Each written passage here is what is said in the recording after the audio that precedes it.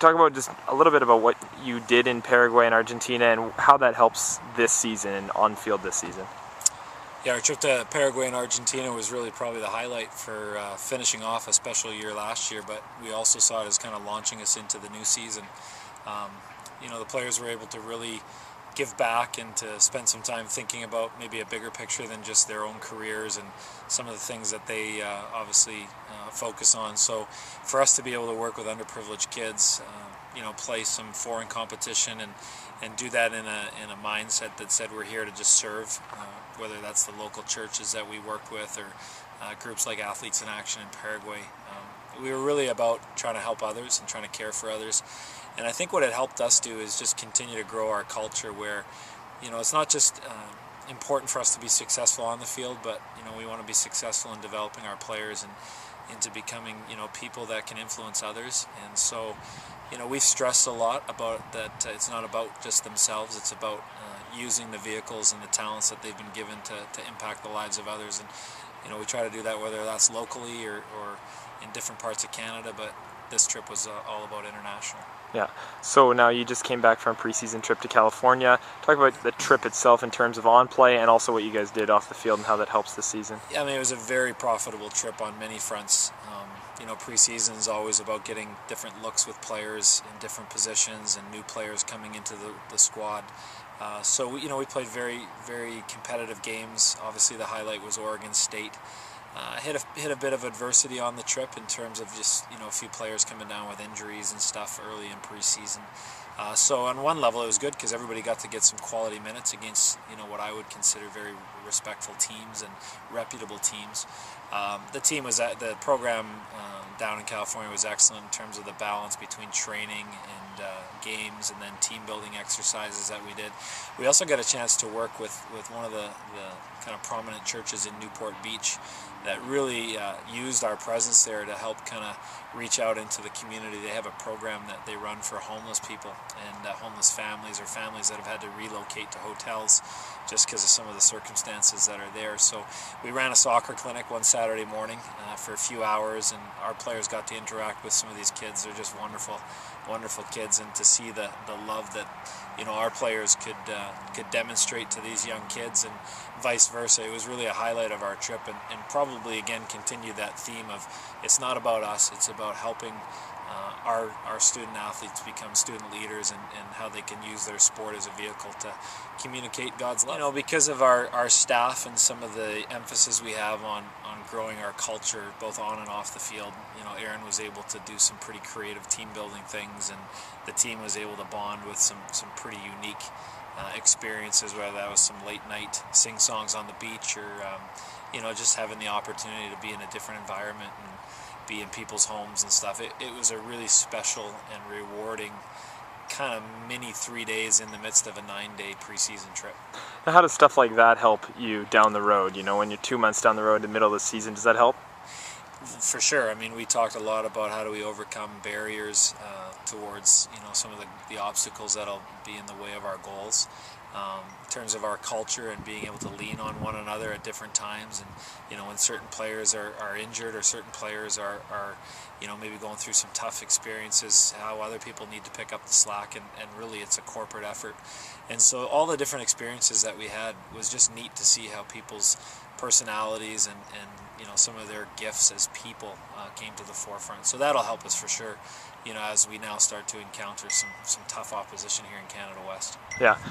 So let's go through kind of your positions. You had 11 players, same 11 that are all returning from the CIS Championship, but talk about, I guess, from the goaltending on out. Goaltending, what are your thoughts?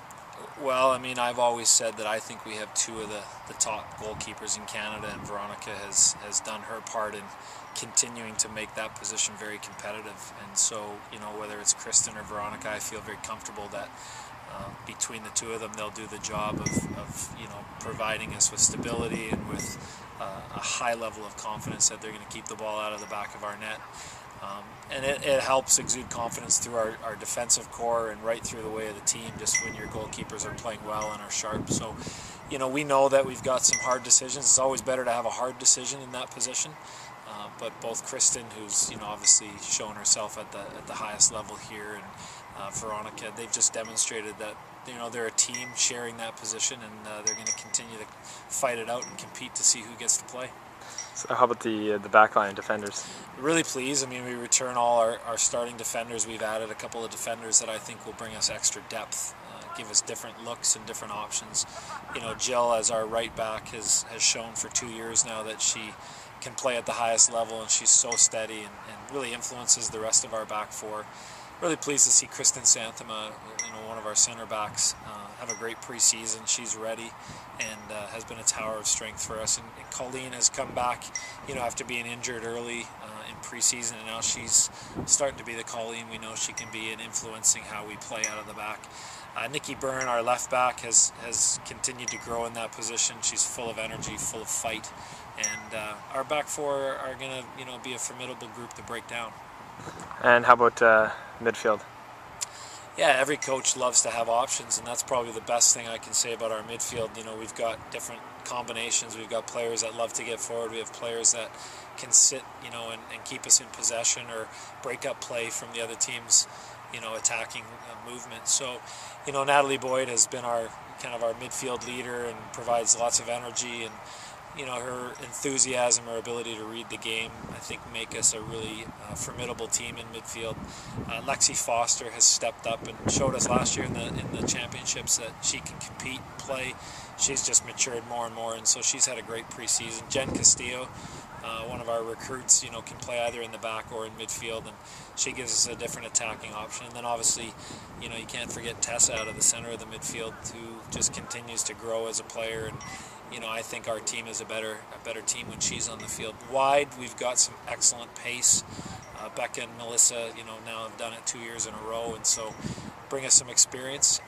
We've got some new young blood that can come in Jenna D'Annunzio, and she's got tons of energy, tons of pace, tons of trickery. I'm just really pleased. Jess King from Liverpool brings us a new dimension. She keeps us in possession, has the ability to go at people. So we're about as deep as I think we could be in midfield right now.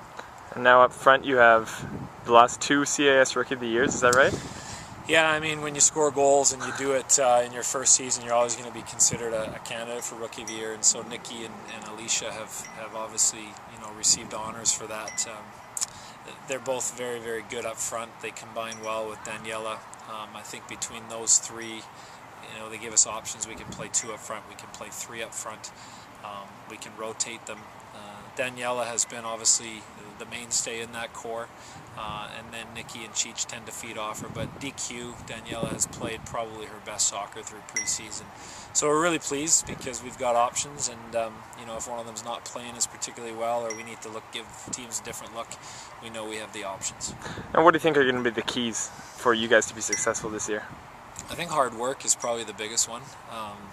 Now that we're all together and we've been through a good preseason, we realize that you can't be successful without hard work. And so keeping us focused on being, the work rate high, keeping us focused on keeping it competitive in training. There's good teams in Canada West, so we're going to need to be playing at our top level to compete, with some of our big rivals. But there's no easy game. Everybody's gotten better. And so, we're going to have to continue to get better as well and gel as, we have everybody back, but we've added some good players. So how do we gel and become a new team in some ways that can, do the business on the field? So back-to-back CIS champions, how do you avoid any sort of complacency or anything like that? I'm not sure. I've been asked that question lots of times, yeah. And it's a question that I knew was going to be there simply because we're into a bit of uncharted territory. I think we'll fight against it by just making everything competitive in training. There's no safe position in some ways within our squad. We've got good depth, and we've got players that can step in if somebody's injured or if somebody's not playing well. So I think the competitiveness in training will help us overcome that. But I also think these girls have gone through a lot of experiences and realized that we're fortunate, we're privileged, we've had some good experiences, but those experiences don't come without a lot of work, and so that's what we'll focus on.